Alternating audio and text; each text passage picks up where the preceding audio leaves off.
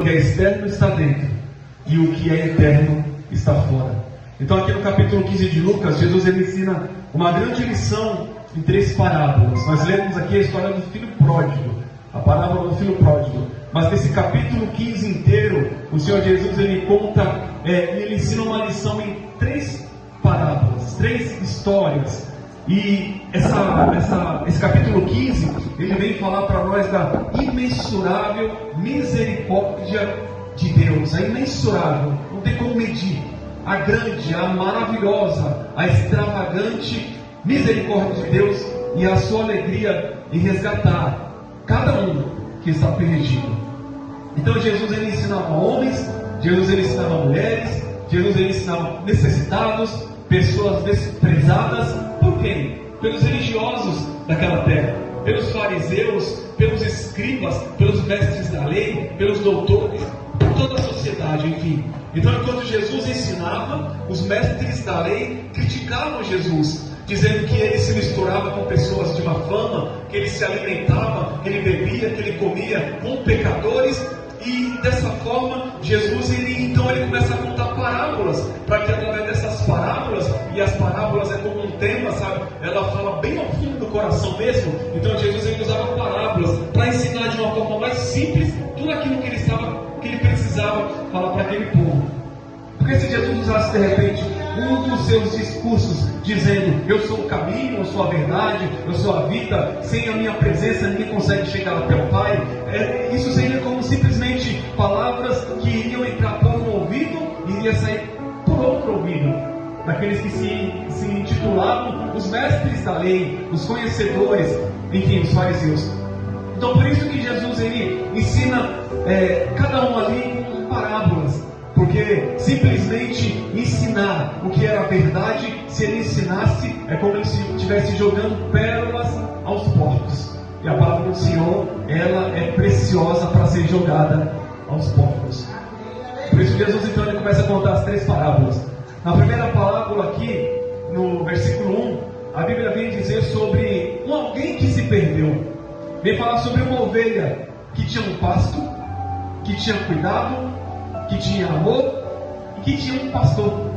Essa ovelha, ela, de alguma forma, ela se perdeu do rebanho e ela ficou vulnerável, correndo perigo no meio do deserto. Mas a Bíblia diz que imediatamente o seu dono, o pastor, ele saiu do meio das 99 e ele foi ao encontro da ovelha. Quando a gente ouve aquela música lá, eram 100 ovelhas juntas num aprisco, eram 100 ovelhas, o amante cuidou. A gente vê um pouco de... É um hino muito bonito, um hino bem cristocêntrico, né? Que fala realmente do cuidado do pastor. Mas é um hino assim que, na verdade, o pastor ele não deixa as ovelhas no aprisco quando ele vai buscar a que se perdeu.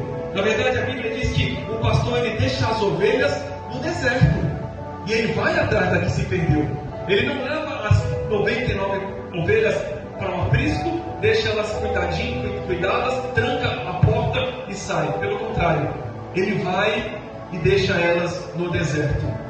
A Bíblia diz que esse homem então ele escala montanhas, ele passa frio, de repente ele pisa em pedras, em pedregulhos, mas ele encontra a ovelha. E quando ele encontra a sua ovelha perdida, a Bíblia diz, Jesus diz que ele coloca ela nos seus ombros e ele volta para o pasto, coloca a sua ovelha de volta no pasto, juntamente com as outras 99, e ele chama os seus amigos e diz para eles assim: hoje eu encontrei a minha ovelha que estava perdida. E ele chama todos daquela terra para fazer uma festa, para comemorar a volta da sua ovelha. Ou seja, essa palavra, Jesus Cristo ele nos mostra através dessa parábola que assim como um pastor que não se preocupou com os perigos da terra, com os lobos, com os leões que estivessem ali no deserto, ele não se preocupou, ele simplesmente simplesmente quis buscar a que estava perdida. Também nos mostra então que, essa história de Jesus nos mostra então que, da mesma forma que esse pastor não se preocupou em deixar tudo aquilo que ele tinha ir atrás da perdida, fez por você.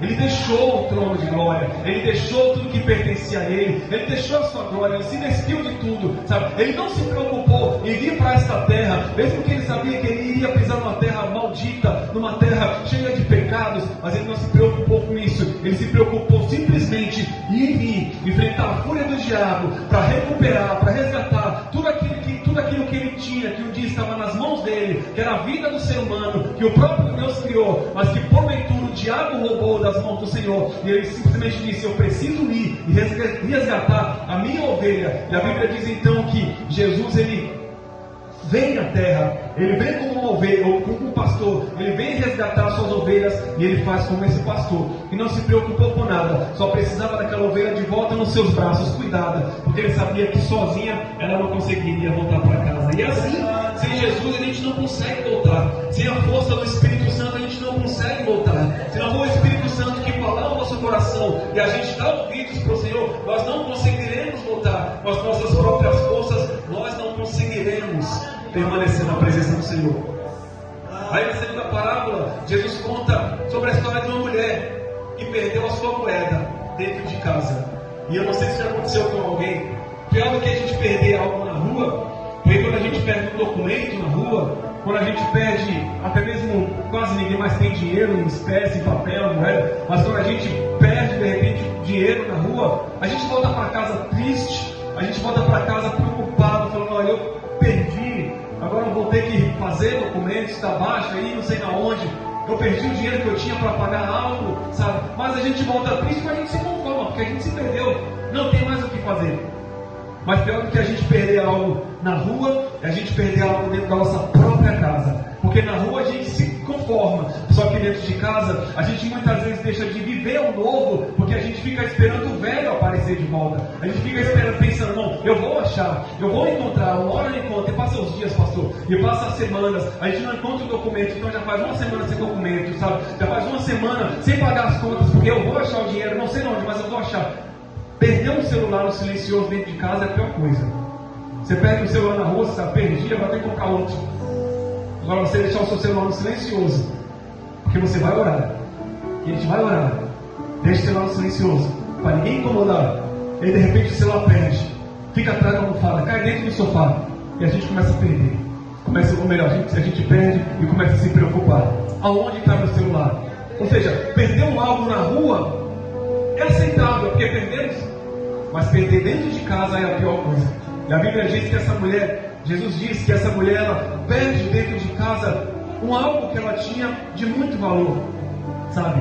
Então o tempo passa e ela começa ali a varrer a casa, ela começa ali a tirar tudo do lugar. A Bíblia diz, Jesus diz que ela levanta o sofá, ela tira o tapete, ela varre para cá, ela varre para lá, mas até encontrar tudo aquilo que era precioso para ela, que era a sua moeda, e ela encontra. Então Jesus, ele nos conta que essa mulher não se conforma, ela acende a lamparina, ela acende a luz e ela fala: pera aí, eu preciso encontrar aquilo que é de valor, porque aquilo que é de valor, se é meu, pertence a mim, eu não vou deixar perdido, sabe? Então Jesus nos ensina justamente o que com isso? Que quem não se conforma, sabe, em perder aquilo que é precioso, vai atrás, sabe, faz de tudo para encontrar, faz de tudo para que aquilo que é precioso seja achado novamente. E é dessa maneira que Jesus, ele nos ensina que, da mesma forma que a mulher perdeu, mas ela fez de tudo para encontrar, Jesus também fez de tudo para nos encontrar. Jesus fez de tudo para resgatar. Foi um preço caro, um preço de sangue, um preço que Jesus pagou para que eu e você nessa noite estivéssemos aqui, encontrados, abraçados por Ele, e tendo a certeza que se nós estamos nos seus braços, nunca mais nós iremos nos perder. Glória a Deus, aleluia! Nessas duas histórias, então, Jesus, ele fala de algo precioso. São dois alvos preciosos: para o pastor, que é a ovelha, e para a mulher, que é a moeda. Só que essas duas coisas que foram perdidas não têm discernimento nenhum de decidir o que é certo, de decidir o que é errado. Afinal, a ovelha era um animal irracional, tão inocente que Jesus, ele é comparado a uma ovelha, sabe? Jesus, ele é comparado a um cordeiro. Lá em casa nós temos um cachorrinho, esses cachorrinhos shih tzu, porque os cachorros de antigamente, Rafael, os cachorros de 20, 30 anos atrás, que a gente só conhecia como vira-lata, só era vira-lata. Hoje em dia tem tanto tipo de cachorro, tanta raça de cachorro, sabe, pastor? E esses pega resfriado, são tão sensíveis que você lembra há uns anos atrás, quando aquela socialite, eu esqueci o nome da socialite, há uns 25 anos atrás, mais ou menos 95, 96, não sei se o pastor lembra disso, ela fez uma festa pro cachorro dela, não sei se os irmãos lembram disso, é uma história muito antiga, sabe? Ela fez uma festa pro cachorro dela. Nessa época não tinha muito esse negócio de cachorro, pet shop, cachorro não ser como ser humano não, sabe? Ela fez uma festa de aniversário pro seu cachorro, e foi aquele escândalo, todo mundo falou, as pessoas falando, não, gasta tanto dinheiro com o cachorro, poderia doar para os pobres, poderia fazer isso, poderia fazer aquilo. E aí, só que a gente vê que passados 25 anos depois, sabe, os cachorros estão como um ser humano hoje em dia. Dormem dentro de casa, muitas vezes são mais cuidados do que os próprios, do que a própria criança. Tem gente que não quer nem ter filhos, nós já temos meu filho de 4 patas, está ótimo. E esses cachorros, sabe, eles são muito inocentes. E aí, pode estar o frio que for, ele dorme no quintal lá fora, e pode estar o frio que for, pastor, a gente arruma uma cobertinha dentro da casinha, sabe? Só que aí passa um tempo, a gente vai ver, ela tira a coberta de dentro da casinha, joga para fora e fica deitada lá fora, sabe? E a gente chega, por exemplo, agora, na igreja, eu vou lá olhar no quintal como que ela tá tudo para fora. Pode estar o frio que for, o calor, ela puxa para fora e fica lá deitada, às vezes de manhã, sabe? Acorda assim, ela tá lá fora deitada, lá em cima da coberta, tremendo. Fala, mas isso é difícil, hein, dela, o nome dela. Fala, isso é difícil, hein, dela. Sabe? Aí a gente vai, ela arruma de novo, vai passar uma hora, 2 horas, ela põe tudo pra fora, fica lá, no frio. Fala, isso é difícil, hein? A ovelha é da mesma forma, não sabe o que faz, sabe? Ou seja, é irracional.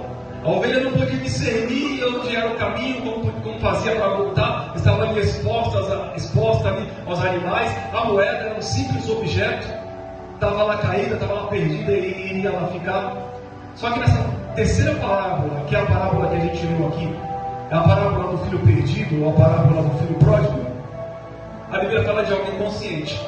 Jesus ele fala de alguém que sabia muito bem o que ele estava fazendo, sabia tanto o que estava fazendo, que diz aqui no versículo 13: poucos dias depois, o filho mais moço ajuntou tudo que era seu e partiu para um país que ficava muito longe.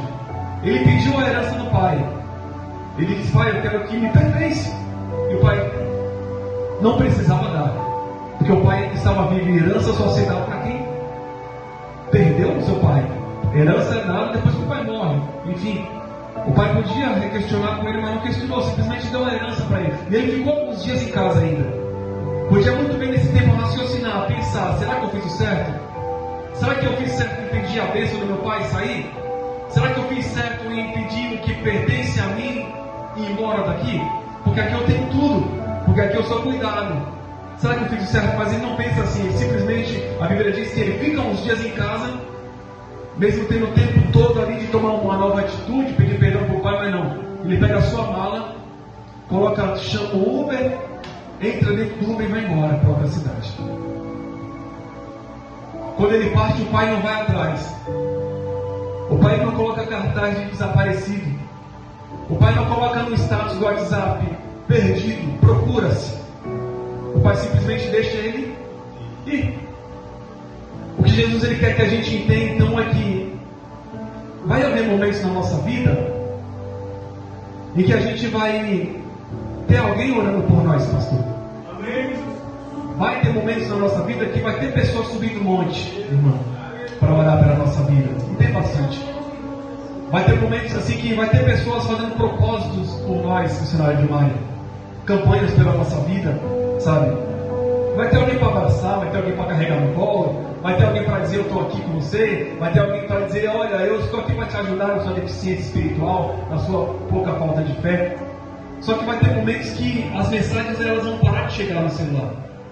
Vai ter momentos que aquela pessoa que te chamava diariamente para vir para a igreja vai parar de te chamar. Vai ter momentos que Jesus mesmo vai permitir que ninguém te chame para vir para a igreja. Vai ter momentos que Jesus ele vai permitir que ninguém mais te mande mensagem dizendo: oh, tudo bem, você não apareceu, você não vai vir. Vai ter momentos assim que vai ser necessário a gente reconhecer que a gente está errado. Vai ser necessário reconhecer que é necessário voltar, é necessário regressar. Vai ter momentos em que a gente, mesmo sozinho, com poucas forças, a gente vai ter que levantar, sacudir a poeira, fazer como o filho pródigo, dar a volta por cima e falar: eu preciso voltar. Glória a Deus, aleluia. A gente vai ter que ir sozinho, muitas vezes, sem ninguém. E o filho pródigo, ele fez isso. A Bíblia diz, irmã Débora, que ele se tornou a maneira que ele estava. Porque ele, talvez assim, ele tocara a noite que ele estava a cabeça no seu travesseiro, ele lembrava: quantas coisas eu tinha na casa do meu pai. Até os empregados lá de casa, eles estão melhor do que eu. Eu preciso então simplesmente voltar. Sabe? Talvez o filho olhou assim, por isso no espelho ele falou: eu deixei para trás tudo que eu tinha, tudo aquilo que Deus me entregou como presente. Isso acontece muito hoje em dia, sabe? Não é isso? E aí talvez ele pensou: se eu não tenho a ti, não tenho nada. Nada eu serei, nada eu serei sem ti, Senhor. Aí ele olhou assim e falou: eu preciso voltar. E a Bíblia diz assim que ele levanta. Só que tem pessoas, pastor, que são como ovelhas, não conseguem raciocinar, sabe? São como moedas e precisam de uma muleta. Tinha um pastor que, o cunhado do pastor Josué, pastor Moisés, ele que era nosso pastor na igreja antigamente, isso foi pro interior. E ele sempre disse isso. Ele falou assim que tem pessoas que precisam de alguém como muleta, tem pessoas que precisam de alguém como ajuda, sabe, irmão Edson? Porque nem todo mundo consegue andar sozinho. Tem pessoas que precisam de uma ajuda espiritual, de alguém que abrace, que não solte, sabe? Então tem pessoas que precisam, como ovelha, de uma muleta. Precisa de ajuda, porque às vezes até existe desejo, irmão, de voltar da onde ela saiu. Só que muitas vezes a perdida, ela não volta. Sabe por quê? Muitas vezes não é porque não sabe o caminho, Rafael. É porque muitas vezes ela fica com medo do olhar de julgamento das 99 que ficaram. Quando as pessoas não voltam para o rebanho, quando as pessoas não regressam, porque simplesmente ficam olhando para o que passou, ou ficam pensando assim: se eu voltar agora, vão dizer, mas voltou de novo, e talvez vai sair daqui a pouco de novo. Então tem pessoas que não voltam por medo do olhar de julgamento das 99. Por isso que Jesus fez o quê? Ele contou a história que, por mais que as 99 ficassem, tinha alguém para abraçar aquela que se perdeu. E foi o pastor. O pastor foi, buscou, trouxe ela para casa.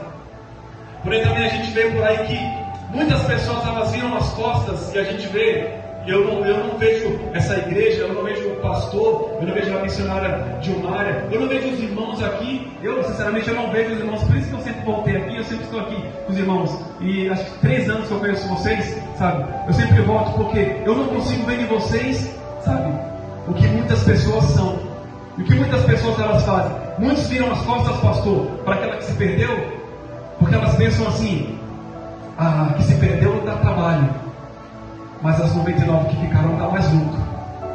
E tem pessoas que pensam assim: não vão atrás da perdida porque a perdida dá trabalho, mas ficam ali cuidando das 99 porque dá mais lucro, porque não dão trabalho, porque simplesmente chegam, ficam, não dá trabalho nenhum. Mas a que se perdeu, ou a que se perde diariamente, dá mais trabalho, e muitos não voltam. E dessa maneira ficam acumulando igreja, enchendo bancos, sabe? Muitas vezes perdidos como uma moeda, perdidos dentro de casa. Porque agora quem saiu, está perdido lá fora, está perdido. Leva a fama de perdido, leva a fama de desviado. Mas o que está dentro muitas vezes está mais perdido do que o que está lá fora. Ou seja, quando o que é interno está fora, porque às vezes está dentro, mas está fora. E às vezes quem está lá fora, em pensamento, está mais dentro. Está orando, mesmo com sua fraqueza, sem vir, mas está lembrando de quando estava aqui. Dá valor a cada segundo que estava aqui. E muitas vezes o que está aqui não dá valor. Se torna então as dracmas perdidas dentro de casa, que precisam, como aquela moeda, de uma lamparina para iluminar, precisam de uma luz para se acharem de volta.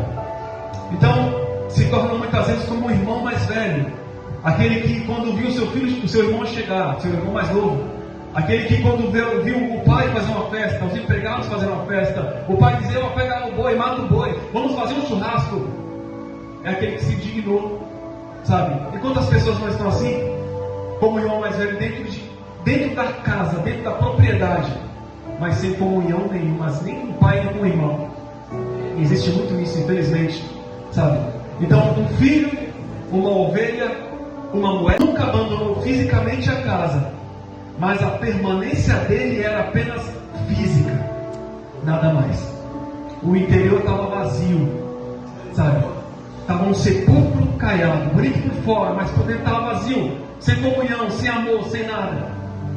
Tanto que discute com o pai, e o pai simplesmente diz para ele: olha, meu filho, você está sempre comigo, tudo que é meu é seu, sabe? Mas era preciso fazer essa festa para mostrar a nossa alegria, pois esse seu irmão estava morto e reviveu, estava perdido e foi achado. E sabe o que a gente muitas vezes não presta atenção aqui nessa história? Essa parábola aqui, mesmo sendo uma história, é que quando o filho mais moço, ele pede para o pai a herança, o pai, ele é tão justo e tão bom, que ele dá a parte dos dois. Dá para os dois.